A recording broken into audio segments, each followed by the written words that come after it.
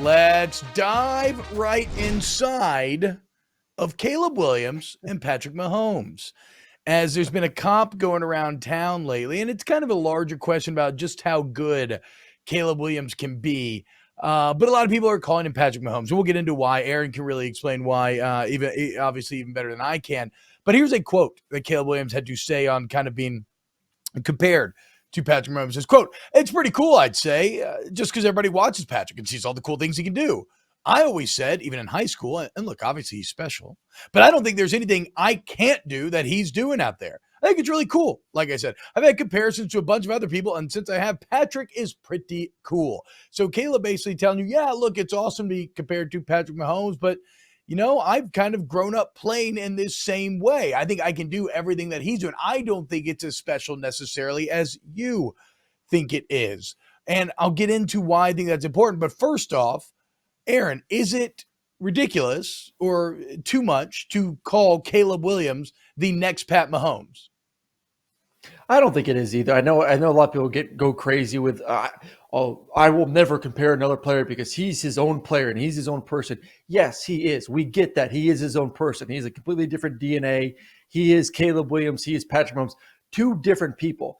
But there is nothing wrong with watching both their tapes and saying, I wonder. He kind of reminds me of this guy who right now is the best quarterback in the NFL, the things that he does extremely well. And I have no issue with saying someone reminds you of someone else. I think it's obviously for Caleb Williams, it's a huge compliment. You remind a lot of people of, like I said, the best quarterback right now on the planet, and Patrick Mahomes. So it's the evolution of the position. At the end of the day, that is what it is. We've seen from quarterbacks over, especially the past, I would say over the past 10 years, from guys like Patrick Mahomes to Baker to Kyler Murray to Lamar Jackson to look at Jalen Hurts there at Philadelphia. Right now it looks like he's going to be the MVP of the NFL this season. I thought coming out of college football, I was like, there's no way that guy can even throw a football. Like I would never take a chance on him. He can't complete balls down the field, but he's a hard worker. He has a lot of great intangibles. He's a hell of an athlete. And when you're that type of athlete, that type of runner, you're going to get your one-on-one opportunities on the outside to make plays. So bringing that all back to Caleb Williams, what makes him so similar to Patrick Mahomes? It's the freelance. It's the creativity. It's artwork. It really is. The quarterback position has to have a sense of Picasso on it. The special ones do. You're not a robot. You're not just a 5-step, 3-step, throw the football type guy, which those guys can obviously do. It's when things get ugly and nasty. How do you change the picture, whether it's with your legs or with your arm, to be creative for your football team? And for those who watched yesterday with Patrick Mahomes and his ability to get outside the pocket and do a little dump pass, like, my goodness, how backyard football amazing is that? That is what Caleb Williams does. Changing the arm angles, getting out of pressures, extending plays, putting the pressure on the defense to have to guard receivers for 5, 6, 7 seconds. That is the name of the game nowadays. If you don't have a quarterback like Patrick Mahomes, like Jalen, like Lamar, like Josh Allen there in Buffalo, like Caleb Williams, you're going to struggle, or you're not going to be as good as you can. Those guys are like Andy Dalton. You left Andy Dalton, Saints starting quarterback, off that list. I forgot Andy Dalton, 100%. Yep. Yeah. No, look, your point is very well made, Aaron. And I think when people get upset by comparisons, like by comps, I think the problem with comps only become bad analysis if you say Caleb Williams is like Patrick Mahomes, and then you leave it alone and you add no further context. That's bad analysis. Comps, though, have their use, and it is to provide a framework. And there can be no doubt that Patrick Mahomes has created, in a lot of ways, a kind of new style of playing that position. Now, it's not wholly new, and sure, you're going to have all sorts of people like throw me like, Brett Favre gunslinger clips, like Cunningham. And yes, and on a grand scale, Mahomes is grabbing, from different elements and different players and different eras. But it all comes together, and the new whole is greater than the sum of its parts, and it's kind of a new way of playing this quarterback. Just, habits like these weird arm angles, like these, like throwing across your body, throwing across your face, no look passes, all of these things that would have made coaches shudder just a little while ago are now being applauded and even encouraged if you can do it. And obviously, this entire conversation comes with a baseline if you are skilled physically enough to be able to make these plays. And that's where Caleb Williams gets interesting because he is physically skilled enough to make these plays. And in terms of him being the next Patrick Mahomes, physically, he may have an even better base skill set. I mean, he has much more hype than Patrick Mahomes did coming out of college. Nobody really quite knew what Patrick Mahomes was going to be, except for a couple of people. I know Sean Payton had fallen in love with him during the draft process. He was going to take him. Matt Nagy had. There's a fascinating, on the New Heights podcast, which is the Kelsey Brothers podcast, Mahomes told a great story about how Matt Nagy basically gave him all the answers the night before his interview with the Chiefs, like gave him the plays Andy Reid was going to ask him to draw up so that he could impress Reid and so they could end up. So like some people saw his potential, but nobody expected Patrick Mahomes to do as good as he did in the way that we expect Caleb Williams. And I think that the reason for that is because Pat Mahomes is kind of like the Roger Bannister in this case, where Roger Bannister was the first person to run a sub 4-minute mile. And Ampa said 5-minute mile. It's a sub 4-minute mile. He proved that human beings could do it after, I think, 9 years of that record not being advanced. And then within 2.5 years, 10 other runners had come up with sub 4-minute miles. So in that same way, Pat Mahomes had to get out there and prove that you can win with this kind of wild, new age, mobile, gunslinger sort of style. And that if you're one of these coaches, if you have a guy that can do that, instead of ironing that out, instead of that beating out of him, Patrick Mahomes and his success has empowered you to then encourage that in your guy. And so now that allows Caleb Williams to potentially rise to even greater heights. Because like Caleb Williams says, he's like, even in high school when I was watching him, and that's the thing, Caleb Williams was in high school when Pat Mahomes started doing this. Right? So this is someone in Caleb Williams who has been brought up in this environment.